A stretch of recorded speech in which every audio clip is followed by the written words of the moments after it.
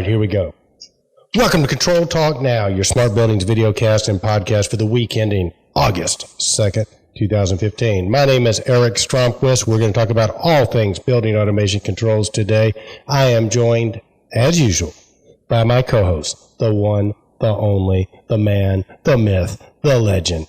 His name is Kenny Smyers, and he is a control man from Pittsburgh, Pennsylvania. Kenny, welcome to the show. Big Thank dog. you, Eric. I tell you, I gotta get to that. I can't ever get used to that. Every time you do that, it sends me on a different. Like the stage is being set, and the curtains are gonna open up, and then boom, I gotta start. Kenny, it's just because I know about your background, man. I know back in the day you were doing a little boxing in the day, and things would turn out a little bit differently. If the women hadn't discovered you at such an early age and you became a lover instead of a fighter, you'd probably be fighting Floyd Mayweather, one of those guys. You would have been one of the all-time greats. You would have heard that as you entered the ring every single time, right? So. Well, that's interesting. I had 2 years of boxing, but I had 2 or 3 brothers that were actually very much more skillful and they had more duration in the ring than I did. I got wised up. Once I got hit a couple times, good. I knew it was time to find a different sport. Well, dude, I tell you what. Well, talking about getting hit, Kenny, I got to be real careful here. My wife's birthday is tomorrow, so after we do the show, I got to go out and find a gift for her. And for our listeners who sort of tuned in back in February, I had the brilliant idea to get my wife the wireless video webcam for Valentine's Day, and that went over like. I don't know, the Titanic on a roller coaster. It just, it didn't, but she loves it now because she's got the thing and she figured it out. It was really cool. She hooked it up to her iPhone and her iPad. So she has it sort of in the basement. Sometimes she'll turn it on me, right? So I'll be down in the basement, office working or whatever. And all of a sudden I'll hear this, I'm watching you. So she started to dig it. So I don't know, dude. I got to figure out a birthday present for her. What do you get for the woman who has everything? Meaning me. Well, that's really hard, Eric. I think just that, you stay, redo your vows again and, that sort of thing. But it's only been a year, Kenny. You can't buy tools and give tools as presents because I did that once too. On Christmas I thought it was a great idea. Each year I try to pick a theme, I forget what it was. We were renewing AAA, so I got all these really neat things for the car if it breaks down, whatever, and I wrapped them up as Christmas presents. And after about 2 of them, she goes, "You better have a present in there. These aren't presents. These are automatics. This is part of the overhead expenses, not presents." So I would think it begins with a J and ends with a Y. You probably look like I think it's called jewelry or something. She's not into jewelry. She's pretty practical that much. But you're right. That can kind of be a safe bet. But I tell you what, for our Control Trends community, let's have a little bit of fun. What is the best idea for a gift that you had for your wife or significant other that you thought was a great idea that backfired? Okay, so for mine would probably be the webcam, the wireless webcam. Although she loves it now, but at the time it was good for about 2 days of being ignored. So 2 days of pouting. Oh dear. Well, it's a tricky business, and I think everybody has to take that journey themselves based on the experience, the empirical data you've gathered along the way. And well, I'm a male, so that means I basically don't necessarily learn very quickly. But hey, Kenny, one thing I think we are thinking about doing, and I don't know about you, but I've been getting a lot of positive feedback about our location for the 2015 Control Trends Awards, which, if you missed the last couple of shows, is going to be at the Hard Rock Live right at Universal Studios. It's just a magnificent venue. Our platinum sponsors are going to be able to take their guest on a tour of an exact replica of the John Lennon apartment at the Dakota. So that's going to be spectacular. But what we're thinking about doing is my oldest daughter, Britt, really wants to go to Disneyland with there's a Disney World or Disneyland in Orlando, whichever one's in Orlando, with her baby brother Axel and her little sister Evie G. So I think what we're going to do is come down a couple of days early with the kids and do Disney World and Disneyland. So if that's the case, you might get to meet my wife Anna and my 3 kids at the Control Trends Awards. And I'm hoping maybe we can get Rita to come down too, Kenny's wife.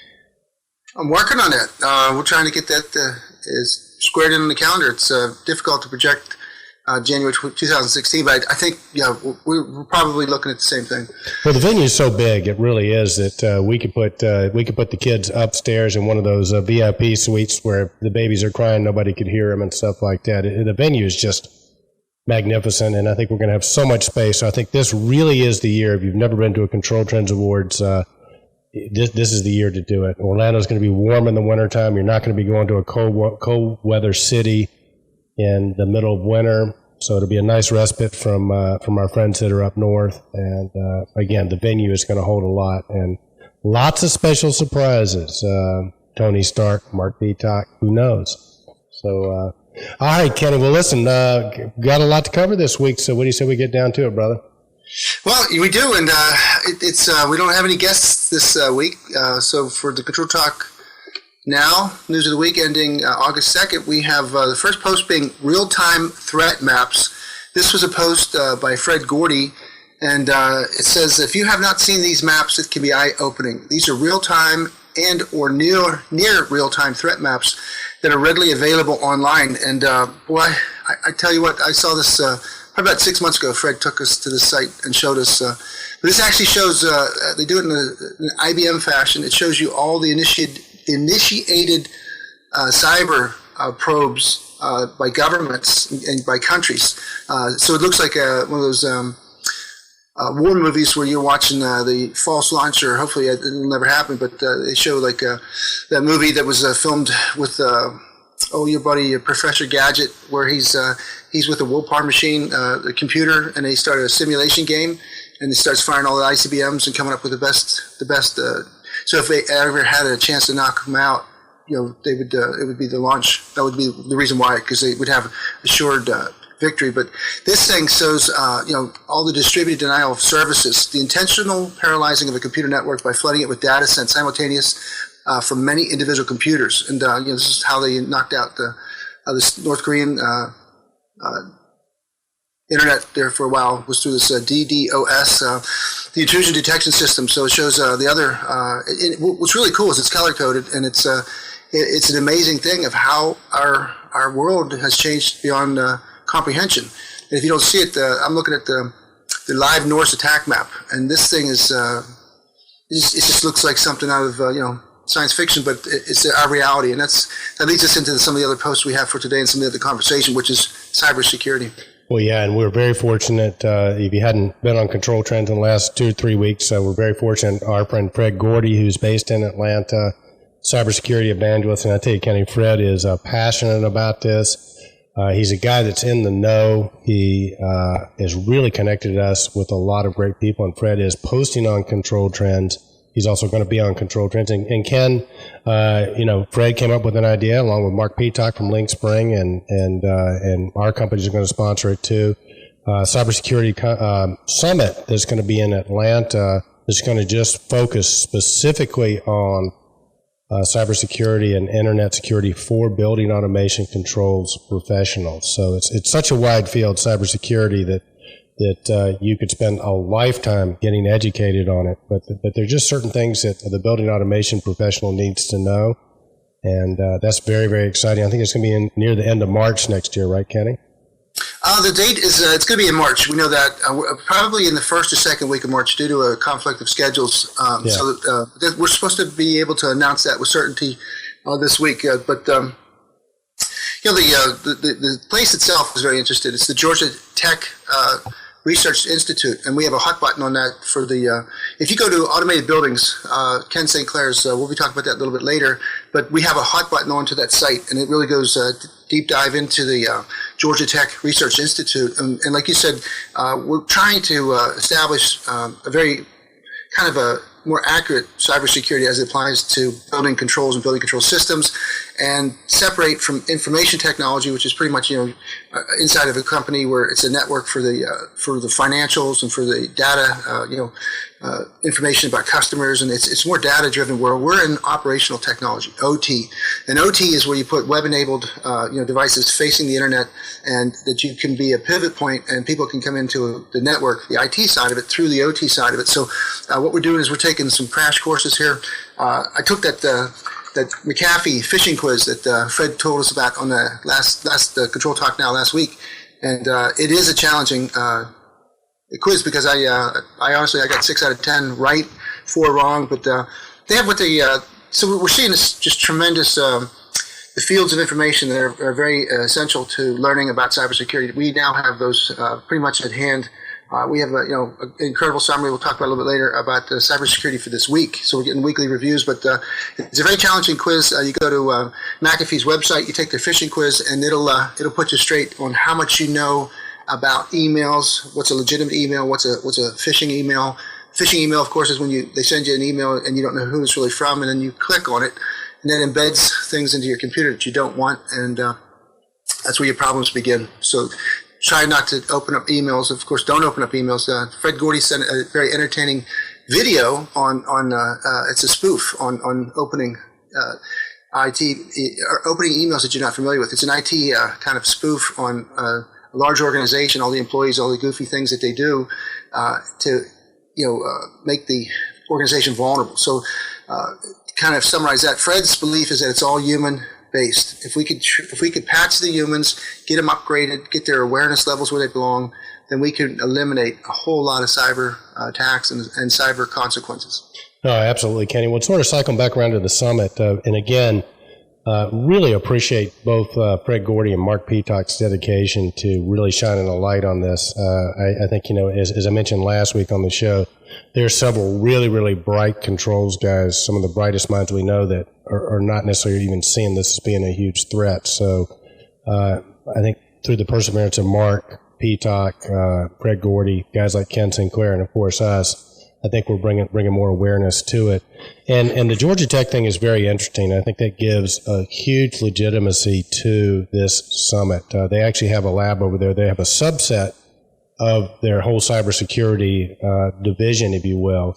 And this subset just focuses on building automation control systems. So as I understand it, Kenny, they actually have guys over there that they got different systems and they go in and they hack them. And hopefully we're going to get a tour of that. That would be a really cool part of the summit, is if we could go over and people could see how they're actually hacking into these different systems. But I think that's just going to be a phenomenal event for our industry. And again, congratulations to Fred and Mark for putting this together, and Control Trends is fully behind it, as I'm sure Ken Sinclair, Kaba, and other people in our industry will be as well.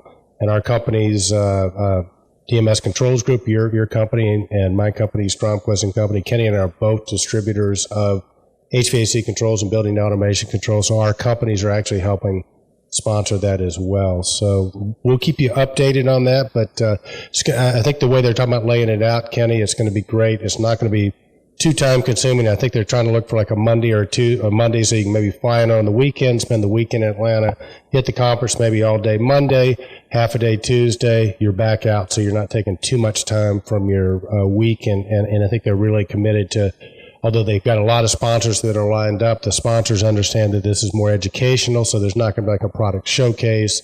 It's not going to be like you're pushing products. It's going to be, I think, very informative and very useful. So looking forward to that. Yeah, like I saw, Mark has a tentative list of the subjects that will be covered, and like you said, this is more of an informative. If you don't know a lot about it, that's okay, because this is a good starting point. If you do know a lot about it, this will give you more opportunities, because the Georgia Tech Research Institute, if you go on there, it shows you some of the, like the Air Force gave them a $7.8 million contract. So they're working with the government. They're working with the militaries. They're working with the U.S. government. They're working with the Fortune 100 companies to deal with the really big issues. And they have an incredible labs. They have, I think, 15 labs, and one of them's dedicated. Right now, it's the industrial control systems. And what we're helping to do too is getting a subset underneath that industrial control systems is where we're going to come in with our building systems and our building controls. So it's going to be just a great experience. And again, it's the top trend going right now, and we're going to cover it. There was a week in it's called 0 Days Week in Security, and it just goes, this is a great website to visit, zdnet.com. So www.zdnet.com. And they put together a summary of the week's, what's happening with the U.S. Backpedal this week on plans to regulate hacking software under the Wassenaar arrangement. is a good article. NSA access phone data, some more controversial issues there. The August Black Hat presentation and DFON presentation on hacking a rifle. They actually show how they can, it's called Tracking Point. Last we heard, however, Tracking Point was having financial troubles and wasn't taking orders for new weapons, but these guys went in act. So this thing, they could actually change the sight alignment, the target acquisition, scary stuff. U.S. Census Bureau, we see that there's more news there about hackers who managed to pull off an employee records. The company, or not the company, the hackers are called Anonymous. And the 21 million people still remain unprotected from whoever stole the U.S. Office of Personnel Management's records. It just goes on and on. So, and then Facebook is rolling out a new security checkup tool worldwide. And this is going to be where you can finally ask which ones you want off as far as the features go. The security tools that are available to everybody using Facebook every time you get an update or patch, it sets you back to default password. So what's happening is there's a tremendous amount of information that's being accessed unintentionally or given away unintentionally by the users. So now, hey, Kenny, let me ask you a question. With all this going on, do you think it's going to roll to the whole social media network stuff? In other words, you and I have talked in the past about how you've actually looked at this, I haven't, but for example, Google, you were telling me like Google and Facebook and all, when you basically agree to those things, you're pretty much giving away all your content for free, which I don't think dawns on a lot of people because most of us don't create a lot of great content. But if I'm understanding you correctly, didn't you say, like, for example, with Google or whatever, if you upload an image to Google, you pretty much, they can use it royalty free or whatever, right? Explain that if you would. Yeah, it's out of the book Future Crimes, Mark Goodman, and it's the third chapter, I believe. The terms of agreement, terms of service, the TOS and TOAs that you sign when you click on it, you agree to it. They've made them so impossibly long and hard to read. They use the the number 6 on your font size, so it's 24,000 words long, so people don't read them. And what they do is they give away all of the everything. They give the rights to, like, Google or Facebook for them to own that property, and then these people. Artists, professional artists have they posted an amazing sunset was one of the examples. Well-known photographer lost a court case where they battled over whose property it was, and the courts found that whoever owns the data, whoever houses the data, holds the data, ultimately owns the whatever was posted. So once you put it up there, it goes in their data banks, all that becomes theirs. And then they have very, very, they say that we have this permanently future. There's something that was even more ridiculous than you could imagine. A UK company said that you are giving us authorization to take control of your immortal soul. And people nobody read it. Right, but it's interesting. So, on one hand, it doesn't bother me that much at this juncture, okay? But, for example, I can click on, like, YouTube, for example. I'll look at a particular YouTube video, and then all of a sudden, I'm getting emails from, related products or from that company. I'm getting, recommended videos. I mean, same thing with Amazon. So I know they're taking all that data and they're using it to, I guess altruistically say, create a more valuable experience for me because I'm just seeing content that I'm interested in. But I think from an advertiser's perspective, they're paying big bucks for that. So, okay. So, that's been going on for a while. We're kind of okay with that, but now you begin to factor in the whole cybersecurity aspect of it, and these are potential leaks or hacks or whatever. Do you think we're going to get to the point that people are just going to go, "Hey, enough! I'm not going to be on Facebook anymore. I'm not going to be on Google anymore." I understand that from reading some of these books that there is a way that you could be sort of completely on the internet and sort of like there's a deep internet or whatever that you bypass all this stuff and you really are secure, and they can't get access to this. But I guess my question is there an internet without Google? And are we going to get to the point where people are just going to say enough already, and they're not going to go with Google? Maybe somebody else comes up with another a search engine or something that doesn't have one. Maybe there already is one. If our listeners out there know, be very interested to hear your input and comments on that. But it just seems like the wild card now, Kenny, is the whole cybersecurity thing, and the fact that the more of these places that we're on, the more our information could get hacked, our identities could get stolen or whatever. Well, Eric, you can't disinvent the internet. It's like Margaret Thatcher said once about nuclear weapons. When we were going through some of the real tense moments 20 years ago. It was a very profound statement. You can't disinvent nuclear weapons. You can't disinvent the internet. And what's done is done. It's the incredible thing about the digital footprint. They don't go away. So anything that's on there is on there permanently. I think what you're saying, though, is that as we become more aware, part of the process will be some sort of a Bill of Rights for internet users. And there's a university in Germany that started a big thing because under in the United Nations, they want access to the internet as part of your basic set of human rights. So that's how important the internet is and how it's not going to go away. I think, though, that what's happening is they can anonymize a lot of the information that's right now tied to your actual identity. I'm reading this article from the Harvard Business Review, and it says, in general, organized crimes are trying to steal things of high value. One of the most valuable industries in terms of cost is healthcare. So what you see is criminals are going after health records because on the black market, they can sell a health record for $50. If they steal a credit card data or social security number, they might be able to sell that on the black market for $1. Wow. If they steal a health record, not to sell it, but to leverage the information to a more sophisticated attack. Hey, I know you're about to have an operation. Don't forget to take care of your family financially. Transfer some money here, whatever. So they're using this profiling, to come up with a bigger sting. I think what's happening is more and more people are tied to, loss of life. There's an unfettered blog here, and this comes from a guy named Joseph M. Weiss, control system cybersecurity expert. And he weighs in on cybersecurity, science and technology, and security emergent threats. And he says, listen, viruses and worms haven't killed anyone or destroyed any equipment. Cyber system control incidents have. In fact, I had not known this until I just got this yesterday from Fred Gordy or Mark Peacock. I'm not sure which one, but we're seeing a lot of traffic, and these are really good stuff. But now they have 25 incidents that have caused injuries and or deaths. More than 50 incidents resulted in equipment or environmental damage, and a very conservative estimate of the direct cost of control system cyber incidents to date is more than $15 billion, not million, billion. And so that's why the recent Lloyd's of London cyber insurance study on cyber attack off the power grid provided estimated losses from a hypothetical attack, and these actual costs are from real control systems. So we're seeing so much more information. I think as that attention increases awareness, people are going to expect people to step in, government agencies to step in, or private sector people to provide products that will come in and kind of, I don't know if they'll save the day, but they'll minimize your exposure. Well, I tell you what, it's interesting, and I don't know whether you got these commercials up in Pittsburgh, but in Atlanta, they're running these sort of ad nauseum and on the radio, for example, and it's a law firm.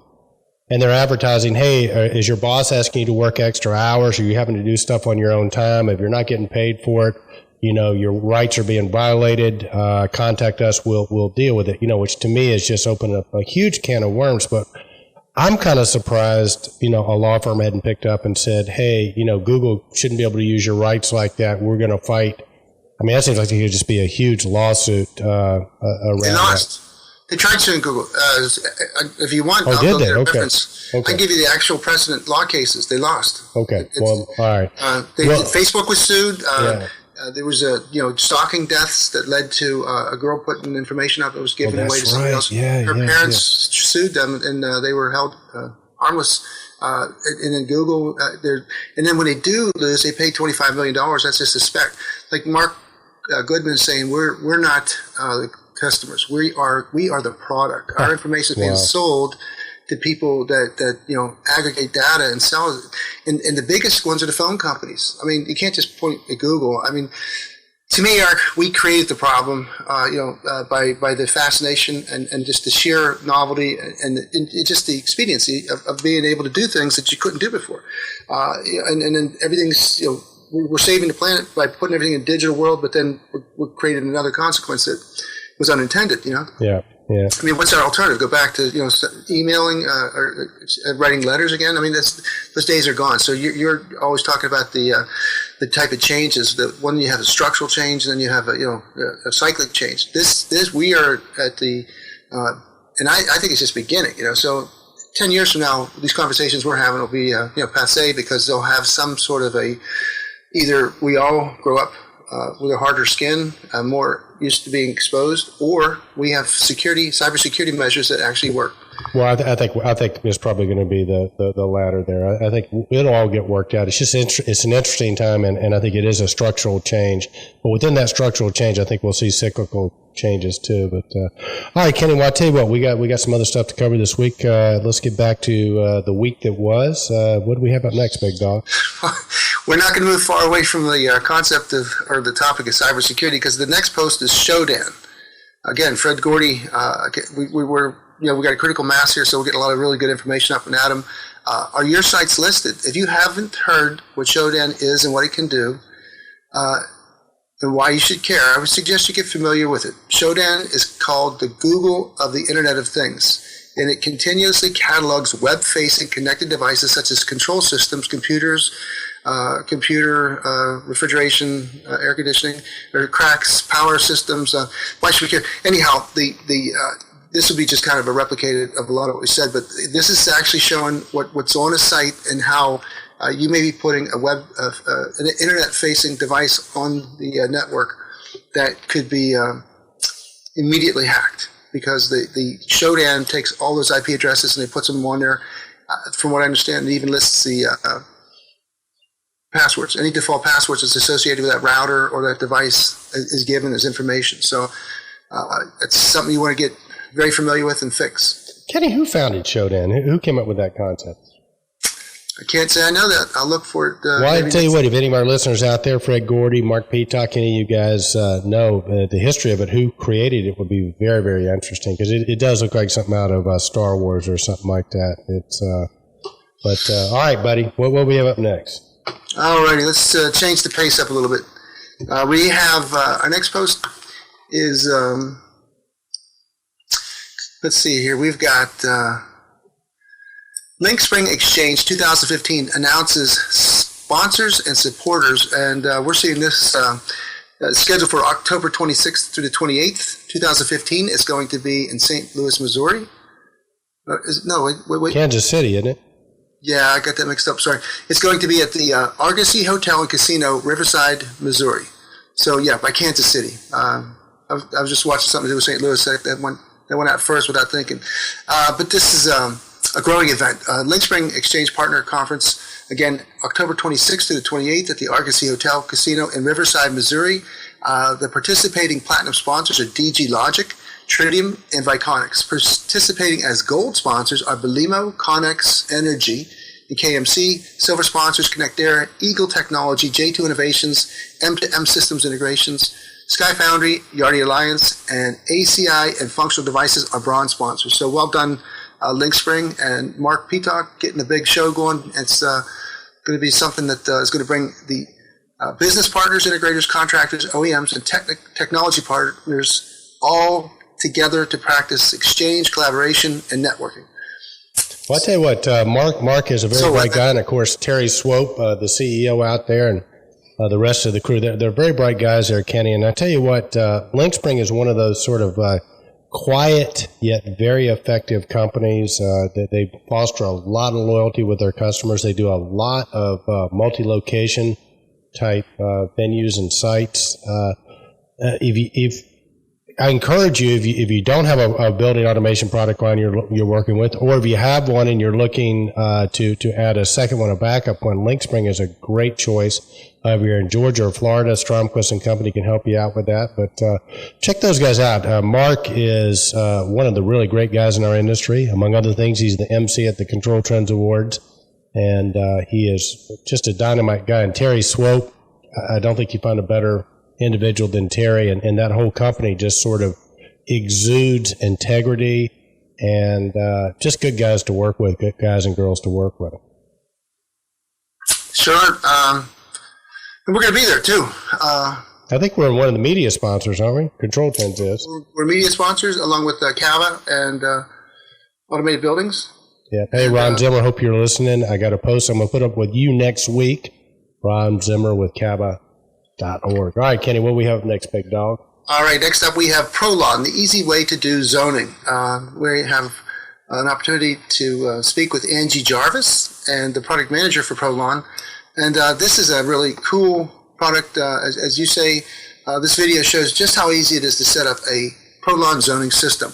I think what's really cool about ProLon is that they've really expanded all of their product lines, and it used to be just kind of the straight stick, constant volume air handling applications, but those days are long gone. Dan Kerwin and the guys at ProLon have put together an incredible array of applications and software, and we got to see a hands-on demonstration of some of the new products. For instance, ProLon now has a boiler lead lag program that was really a good one. They have controllers, AHU controllers. They have basically plant controllers. They have wall sensors. They have accessories. So you're now seeing ProLon take a very, very serious step into the next level of commercial VAV zoning and the standard stuff. So you're looking at probably a perfect fit for like any of the strip malls, anything that has 12 to 14 zones. Man, this thing is very price competitive, and it's very easy to use. Well, yeah, done. Kenny, I tell you what, these guys, we have coined the phrase in the past, the race to the small space. The big applications for energy management that still sort of left barren are the smaller type applications. And this product is really well designed, Kenny. It really is for that service contractor that, maybe has 20, 30, 40, 100 service accounts. Doesn't necessarily want to be in controls at all. If they have customers that want controls, they'll typically sub that out. But this system is for somebody that understands the equipment but doesn't understand controls. It's pretty much all plug and play. It's a really, really cool product and developed by the folks at ProLon. These guys are very customer service focused.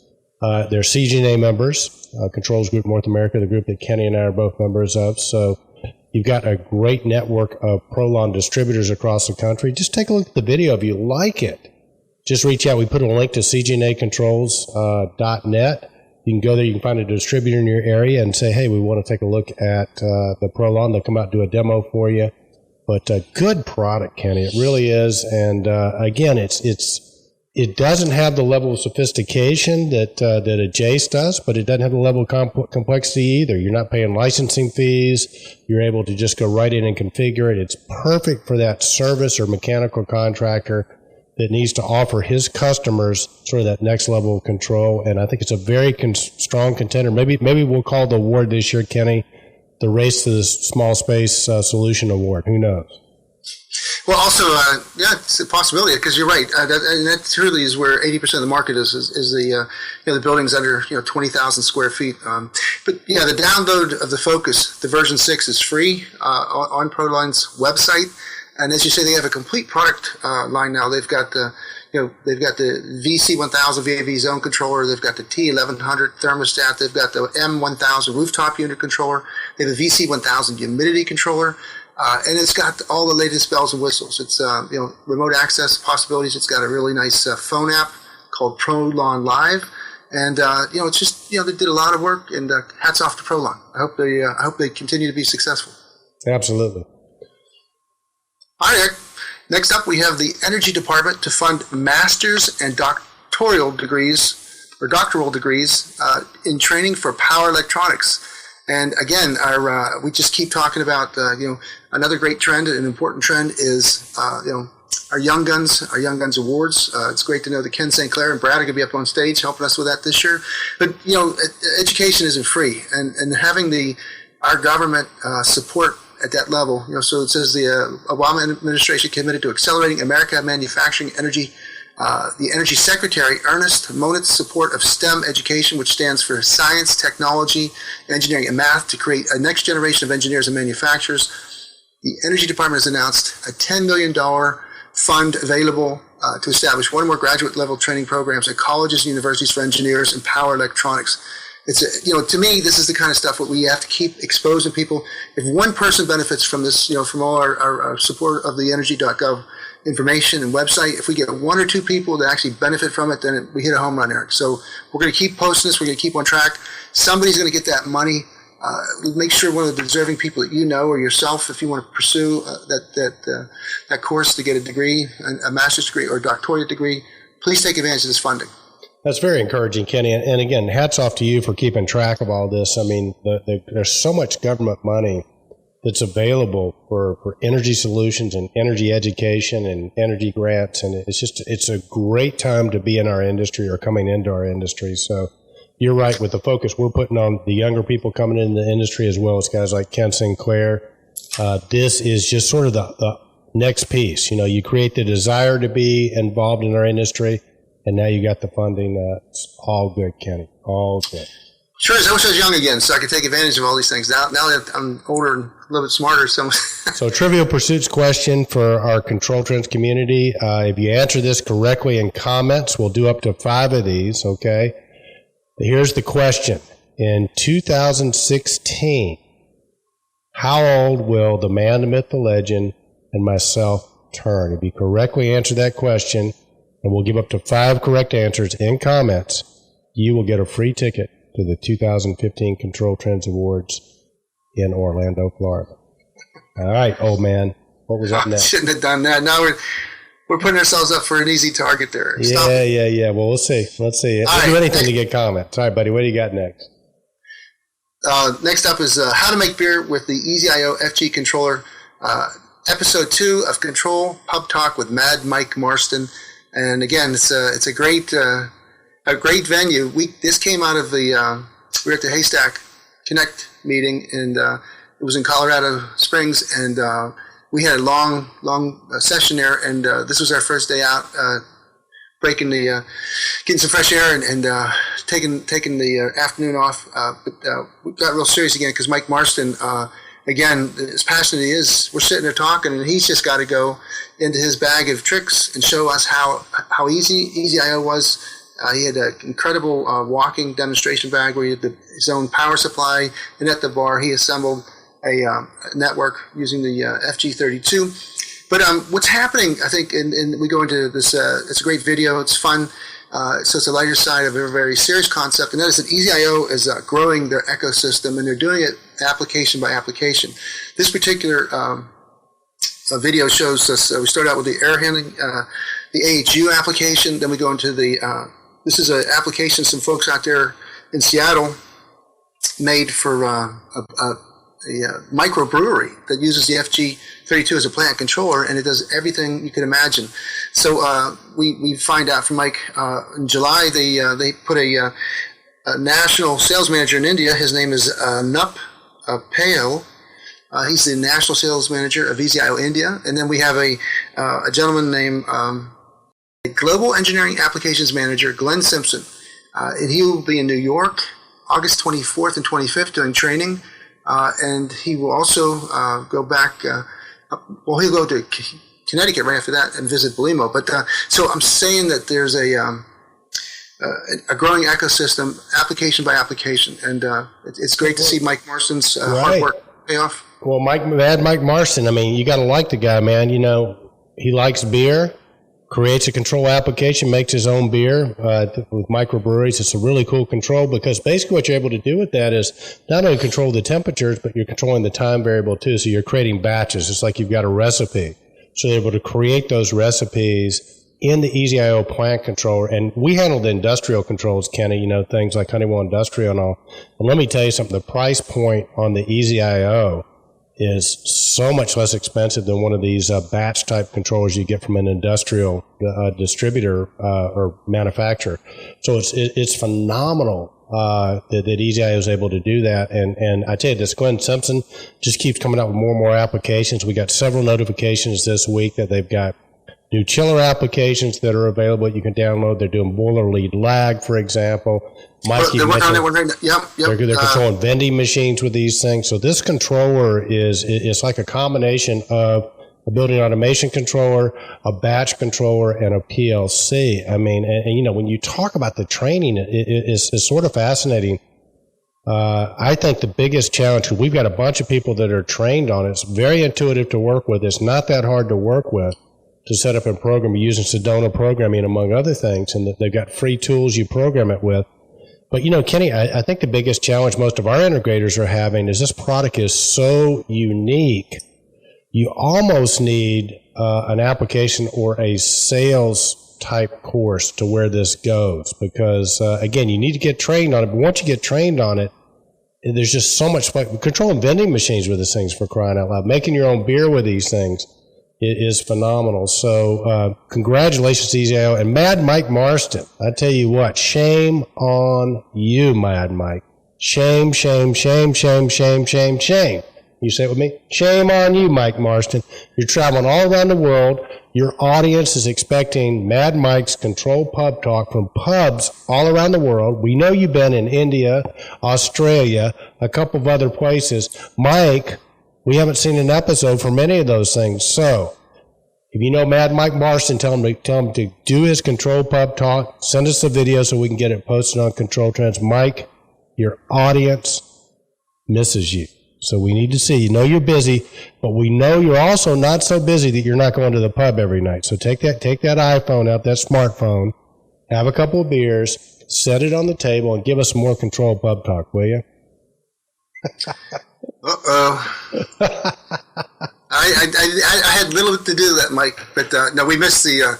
It's an entertaining way to learn about more applications. And again, I'm really hip on this ecosystem now. Getting that Apple phone and all the apps, that was where it's at. And we have another post coming up here. We'll talk about some of the growing ecosystems. But you got it. In order for your product to be successful, like you're saying, you need to have people that have the ability to put it to its best use for its biggest impact. And that's what these apps do. These apps then take you right to a project where you're involved with the air handling controls, or so he has AHUs, we have small chiller applications, and then these people are sharing the applications. And now we have a guy, Glenn Simpson, who's going to make sure that we keep building the application library to make projects easier. So that you don't. It's got a good head start to work off of. It might not be exactly your same project or application, but it'll certainly be a great starting point. So again, the small chiller plant control application utilizes the FG32 platform,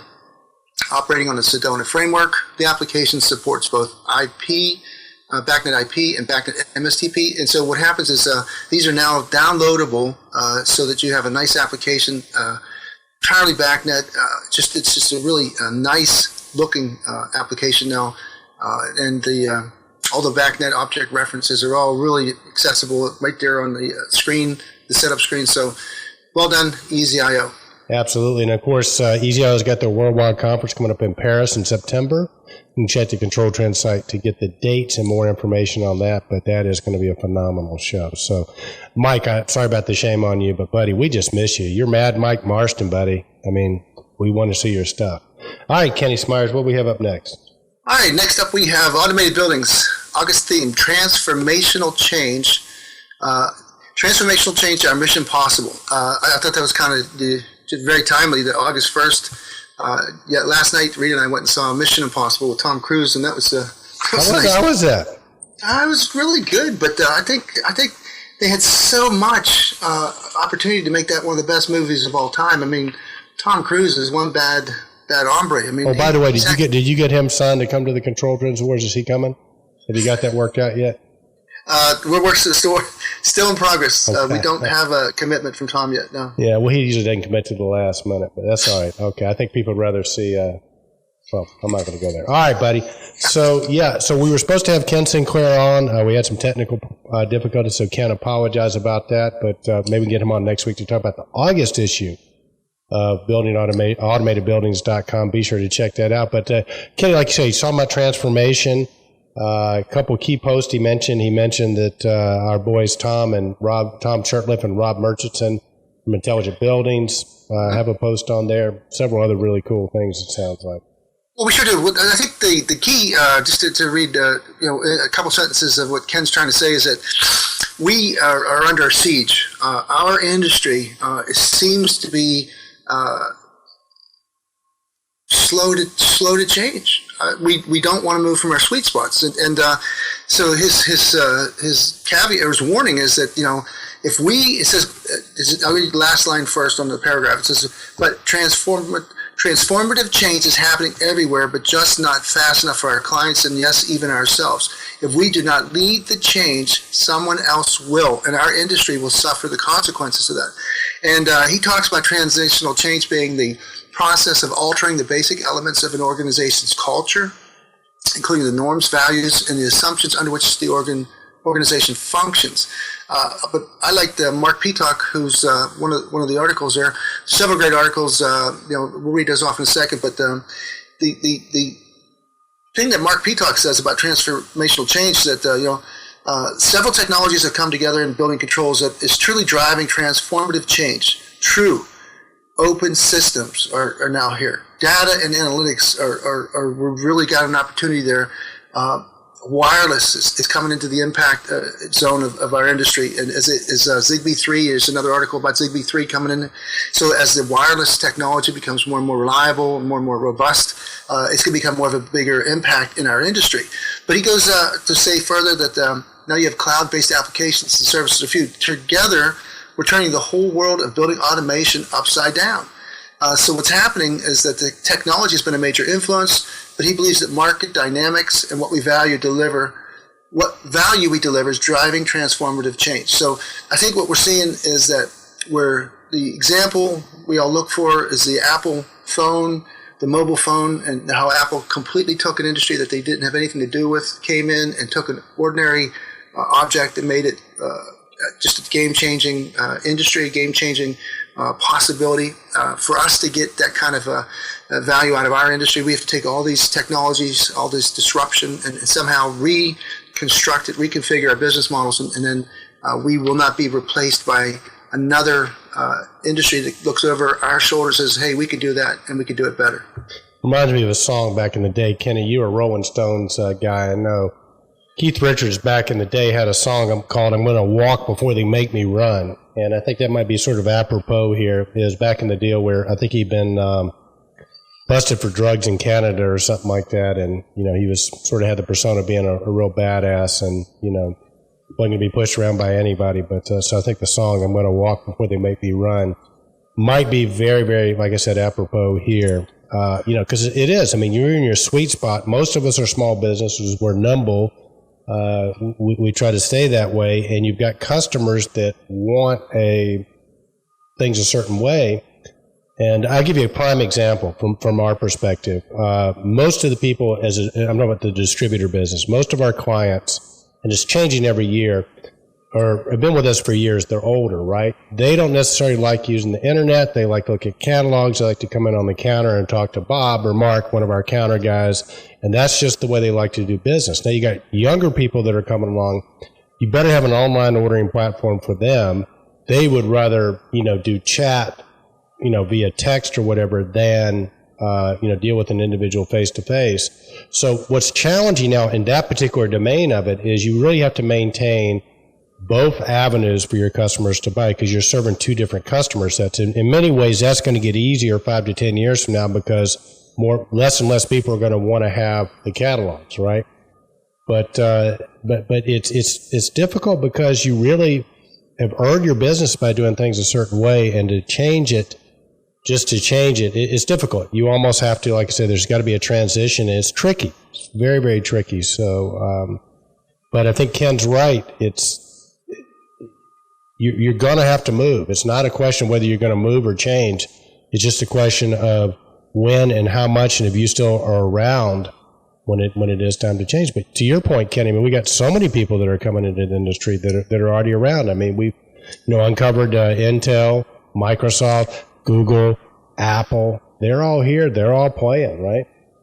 Well, yeah, you got. I saw another great presentation by Mitsubishi that has their own control system now. I knew that the Honeywell folks had worked with them for a direct OEM channel, and for us that's just another. We're restricted or cut out from another opportunity in this open world. We want things to stay open so that we can play. We're not bashful about that. We want to make sure that's the disruptive thing that Mark mentioned. If we keep it open, then we keep the best interests of the customers at hand.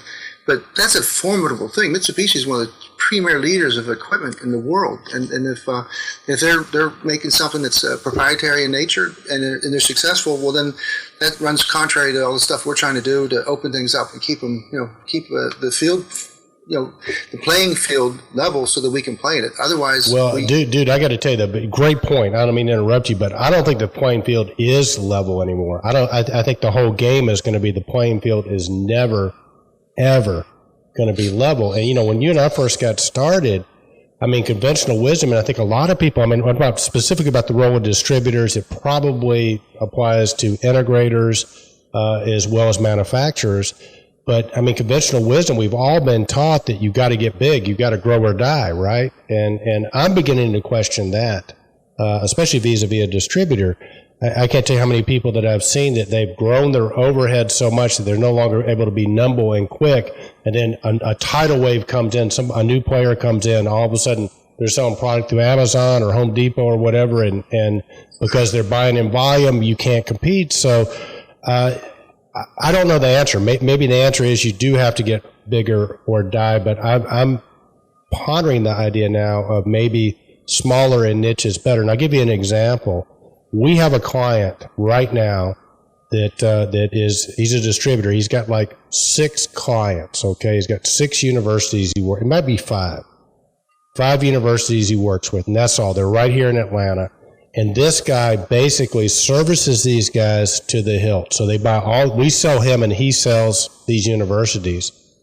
And I think there'll always be a place for this guy because he does things, he makes it so easy for them. In other words, he takes the products out to them. He's out there every day. So if they need a product, he'll get in his truck. He'll come over to our place or somebody else's. He's got accounts with us. He'll buy them. He takes it right back out to them. He offers a level of service that an Amazon can't, that a Home Depot can't, that even we can't, and be effective. So his model is very niche oriented. I think a guy like that will always have a place. I think because he does something, but he could never do that if he was too big. In other words, you can't scale that up and be profitable. So I don't know. I mean, this is one of the questions that keeps me awake at night with my distributor hat on is, okay, so how do you stay relevant? How do you create value in this ever-changing, unlevel playing field? The playing field, I think, is one of the first things we got to get past. The playing field never really was level, but it might have been more level, but will never, ever be level. And once you accept that, then I think you can see what your options are, if any. Well, I think it's all an evolving process. The disruptions. We were hit like everybody else with disruptive technology. I remember the first time that I saw the newspaper on the internet. I just was wondering how in the world can the newspaper company stay in business? And how remember the Yellow Pages? I remember we used to spend a fortune on the Yellow Pages, and it was like one of the most comprehensive thought processes, how we could cleverly put everything that we wanted in the right place when people were looking for it. We used to sit down and have ideas like if you were looking for a combustion replacement actuator, where would you look? Obviously the manufacturer's name, whatever, but whoever came up with that scheme succeeded getting the first call. Then it was a matter of having it in stock. If you had it in stock, then you had 2 positive strikes for you. But we're seeing now, I think to get to your point or answer your question in some degree is like Mark Peacock said, that what we can't do is run the show ourselves anymore. We can't compete against the economy of scales. We don't have an economy of scale that services the competition channel anymore, and the channels are changing. So I think you have to be ready to jump on a new channel as it becomes available. And as harmful as it seems to you, you have to be able to say, okay, these guys are phasing us out. It's just like a product being sunsetted. You can stay right there. You can say, okay, I got 6 more years to hold on to this product and then and then work on repair parts or whatever. Or I can jump onto another, product platform that's emerging, that's coming up. It's going to be, around for the next 10, 12 years. We're seeing like the internet and the web. So you get your social media together. You get, you learn how to survive on the internet and deal with all the cyber stuff we're talking about. But the idea is to join a community, and you're seeing like Mark says, mashups, where you create complementary applications. Instead of trying to shoulder all the overhead yourself, you come together and virtually assemble what used to be under one roof now is multiple roofs, and they change. You also have collaborative communities that they get things done so much faster than just a single option. If you wait on one company or one manufacturer, one vendor to provide you all your solutions, you're going to be very, very limited in your ability to go out and compete against other people that have no alliances, no allegiances. They kick whatever's available, biggest bang for the buck, and run. So we have to get part of that. We have to be part and parcel to the change, and then be good at it. Then we'll survive. No, I agree with that, and like I said, this is not a static concept. This is very dynamic. I think the definition of value is going to change very, very rapidly. And I think from a manufacturing standpoint, you just have to really build unique, easy to use product. I think design is a key piece there, right? And I forget what book I was reading, Kenny, but the number one degree now that they're paying more than their MBAs is a Master of Fine Arts. I mean, these big companies like GE has a poet that they hired. And the reason they're doing that is because, for the most part, these products are all pretty much, they all work well to even be in the game, right? So they work well, they're designed well, they've taken the cost down as much as they can, so they're all priced very competitively. So what is the difference? What makes an iPod different from another MP3 player? What makes an iPhone different? Well, it gets back to there's an aesthetic that goes with it, right? It's part of the design, so that's key. And there's just certain things we're willing to pay more for. And and I think you have to sort of jump on one side of it. There are people that love Samsung, for example, or Windows-based products. I personally like the Apple-based products, right? So I think that the nature of good design is you're not going to design something that's going to be 100% for everybody. In other words, you're going to have your fans, and that's your niche, and that's where you play with, but you're creating products that appeal to their aesthetic. And I'm wondering if that's going to sort of factor down to people like us, and we're not going to be all things to all customers. And I think that was sort of conventional wisdom when you and I were coming up through the ranks. Because you could figure out how to be all things to virtually all customers. And now I just think that's more and more of an impossibility. So some of our distributor partners out there, our integrators, love to hear what you have to say about this in comments, and we will keep tracking this. But so good stuff, Kenny. Anything else before we hop off and I go try and find a birthday present for my wife? No, Eric, that was the last post for the week ending August 2nd, 2015. And well, there we go. It wasn't really a slow week, but it was kind of a quiet week, Well, they can't all be jam-packed weeks, but, football season's upon us, so it gets infinitely more difficult for the man, the myth, the legend, and I to drag ourselves down to do this. Well, let's talk about the Atlanta Falcons for a minute, shall we? And so that they got hit with a fine only for that artificial noise when the other team's trying to call plays. Well, all I have to say to John Donahue, our friend up in New England, the New England Patriots fan, is, hey, at least when we got caught, we admitted it. We're not doing all this bullshit, destroying phones and stuff like that. Excuse my French there, but no, dude, I'm kind of in a happy place right now. I'm not sure I want to talk about the Falcons right now, but what I'm getting at is when football season's starting, Kenny and I need a little bit of extra help because it does get challenging when you get those beautiful fall days and coming down and cutting these shows. So, but hey, with that, Kenny, I tell you what, man, I appreciate it. Let's call this one a wrap.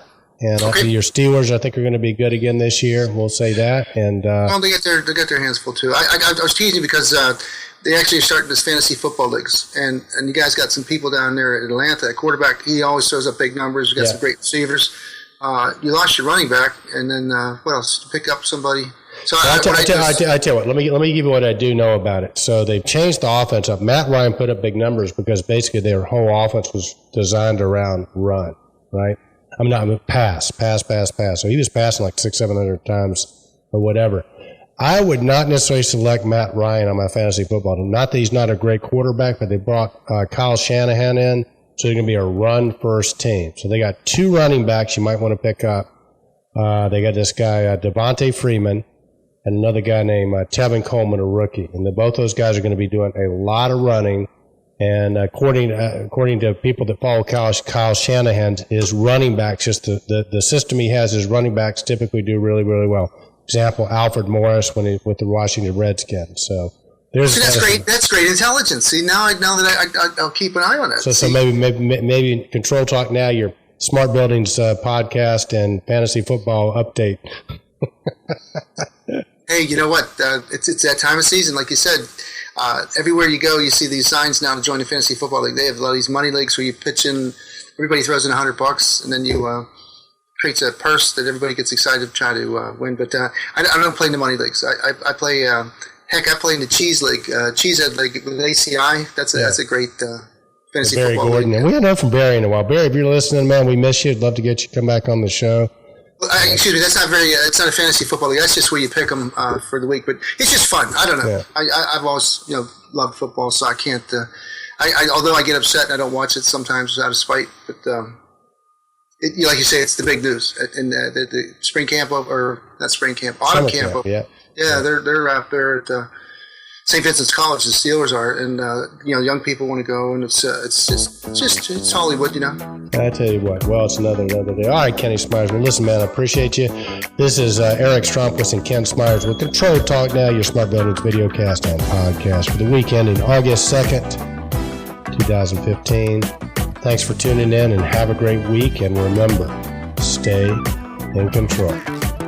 Indeed, Eric. Indeed, Kenny Smyers. Bye-bye.